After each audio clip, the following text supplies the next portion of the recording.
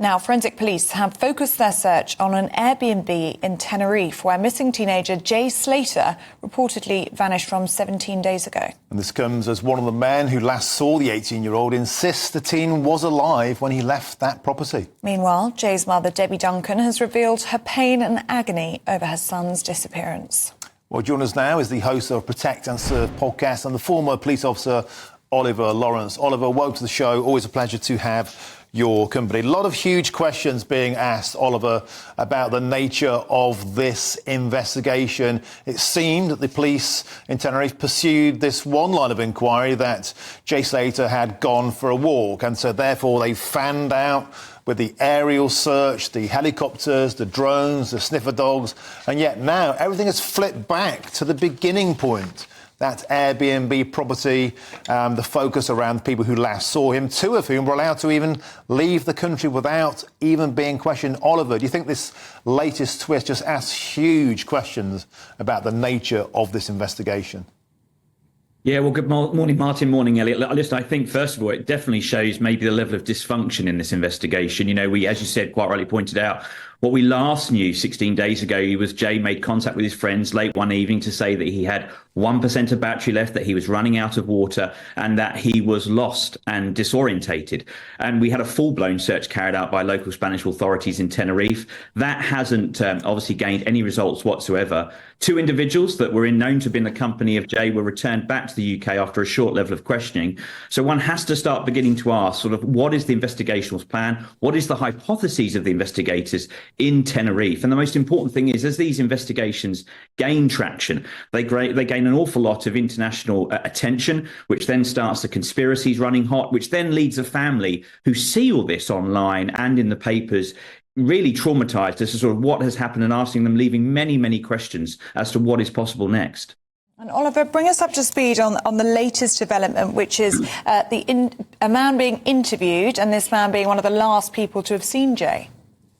Yeah, so there's an allegation that Jay made an admission in terms of obtaining a Rolex watch shortly prior to his disappearance, and was in the company of two individuals within Tenerife, within the Airbnb, and other witnesses. So there are lengthy interviews going on, which is what you'd expect to happen. And to be honest with you, I would have expected that to have been going on whilst the search and rescue operation was underway in Tenerife. That clearly doesn't seem to have been the case.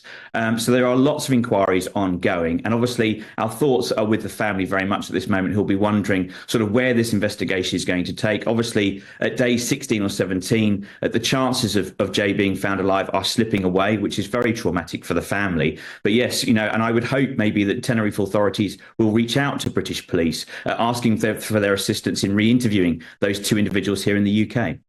Do you think, Oliver, actually, we might be asking questions of the policing operation itself in Tenerife? I think it's rather embarrassing all these days later to see forensic officers leaving that property wearing protective clothing, like forensic investigation clothing, whereas for the last 16 days, that's more or less been an open place. Tourists have been flocking there from all over the world for selfies. It's become a tourist attraction, and suddenly now they've thought about ringing it off. It seems they may have got that wrong.